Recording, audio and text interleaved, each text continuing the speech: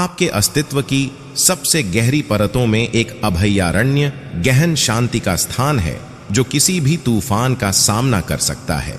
यहीं पर आपको सांत्वना शक्ति और स्पष्टता मिलती है।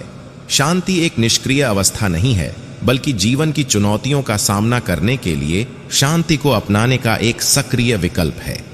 शांति के इस स्रोत का लाभ उठाने के लिए आपको पहले अपने विचारों की शक्ति को स्वीकार करना होगा।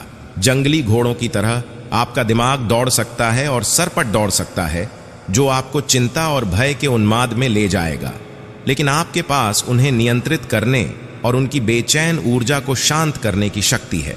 थोड़ी मात्रा में सचेत प्रयास करके आप अपने दिमाग को वर्तमान क्षण में खूबसूरती से पुनर्निर्देशित कर सकते हैं। थिच नाहत खान ने कहा, भावनाएं हवा वाले आकाश में बादलों की तरह आती हैं और चली जाती हैं। सचेतन श्वास ही आपका सहारा है।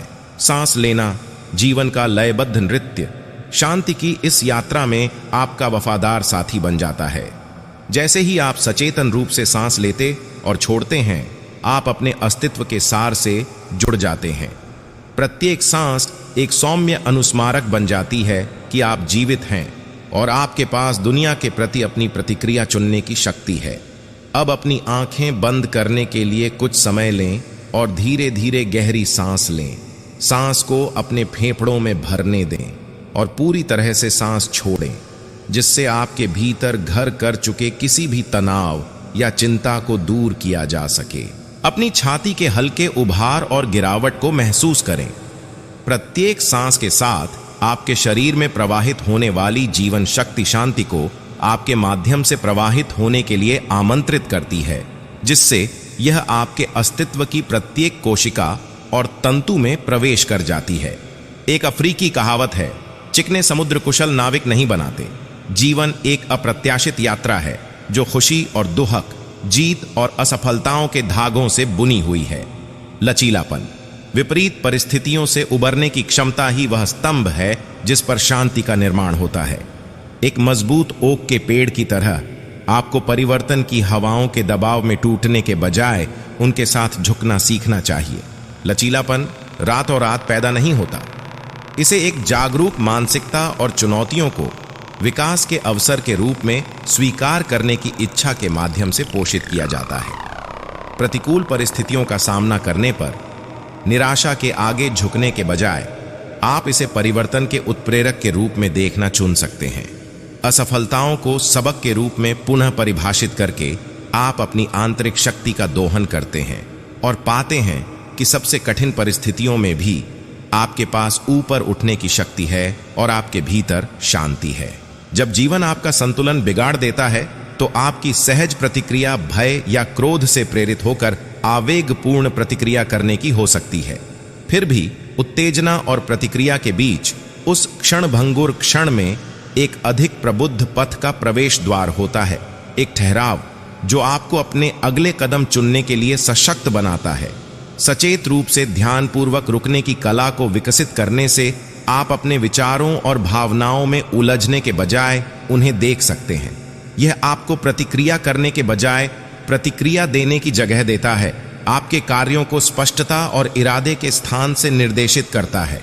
इस पवित्र विराम में आपको अपने और दूसरों के प्रति करुणा, समझ और सहानुभूति अपनाने की शक्ति मिलती है। महात्मा गांधी ने बुद्धिमानी से कहा था, तभी बोलें जब मौन से सुधार हो। आपके द्वारा चुने गए शब्द आपके जीवन की वास्तविकता बन जाते हैं। अपनी भाषा में करुणा और दया का संचार करके आप एक सामंजस्यपूर्ण वातावरण बनाते हैं जो आपकी और आपके आसपास के लोगों की आंतरिक शांति का पोषण करता है। जब संघर्ष या विपरीत परिस्थिति का सामना करना पड़े तो आप ऐसे शब्दों से जवाब देना चुन सकते हैं जो घाव भर दें, न कि घाव भर दें। आप जिस भाषा का उपयोग करते हैं उसके प्रति सचेत रहें, क्योंकि इसमें ऊपर उठाने या गिराने की शक्ति होती है। आपके शब्द दूसरों के दिलों को धीरे से प्रभावित करें, उनकी चिंताओं को शांत करें और उनके भीतर आशा की लौ जलाएं।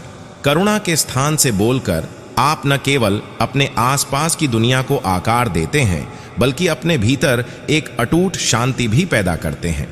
नियंत्रण का भ्रम अक्सर आपकी अशांति का उत्प्रेरक बन जाता है।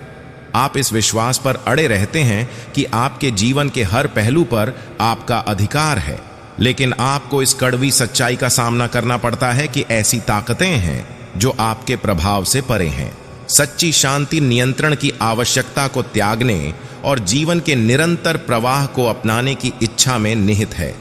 अस्तित्व के नृत्य में आप ब्रह्मांड के साथ भागीदार बन जाते हैं, जिससे यह आपको अपनी जटिल कोरियोग्राफी के माध्यम से नेतृत्व करने की अनुमति देता है। परिवर्तन की धाराओं का विरोध करने के बजाय आप अप्रत्याशित उतार चढ़ाव में अनुकूलन करना और सुंदरता ढूंढना सीखते हैं। नियंत्रण छोड़कर और प्रवाह के प्रति समर्पण करके आप शांति और शांति की गहन भावना की खोज करते हैं। दीपक चोपड़ा ने कहा, हलचल और अफरा तफरी के बीच अपने अंदर शांति बनाए रखें। शांत रहने की चाह में आपको जीवन की निरंतर लय के बीच शांति के क्षण निकालने होंगे। मौन के आलिंगन में ही आप अपनी आत्मा का पोषण करते हैं और अपने आंतरिक भंडार को भरते हैं। प्रकृति की सिम्फनी में सांत्वना पाएं, सूरज की कोमल दुलार की गर्मी का आनंद लें या संगीत के एक प्रिय टुकड़े की मधुर फुसफुसाहट में खुद को डुबो दें।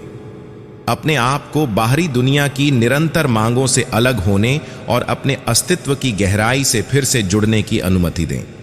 उन गतिविधियों में संलग्न रहें जो आपको खुशी प्रदान करती हैं और युग की शांति का एहसास कराती हैं।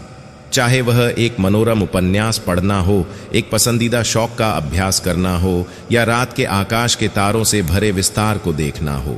शांति में आप ऐसे अभयारण्य की खोज करते हैं जो आपकी आत्मा को फिर से भर देता है और शांत रहने की आपकी क्षमता को पुनर्जीवित करता है।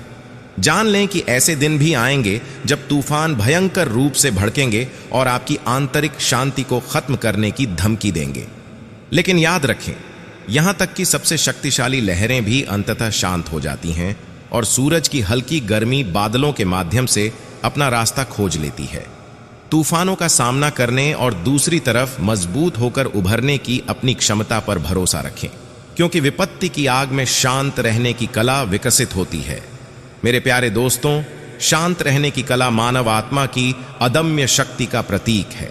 यह एक ऐसी यात्रा है जो हमें अपने भीतर सुप्त शांति को जगाने, जीवन की चुनौतियों का सावधानी पूर्वक जवाब देने और अपनी आत्मा का पोषण करने के लिए आमंत्रित करती है। अगर आप अभी भी मेरे साथ हैं तो कृपया शेयर और कमेंट करके मेरा समर्थन करें। यह मेरे लिए बहुत मायने रखेगा। समय देने के लिए आपको धन्यवाद।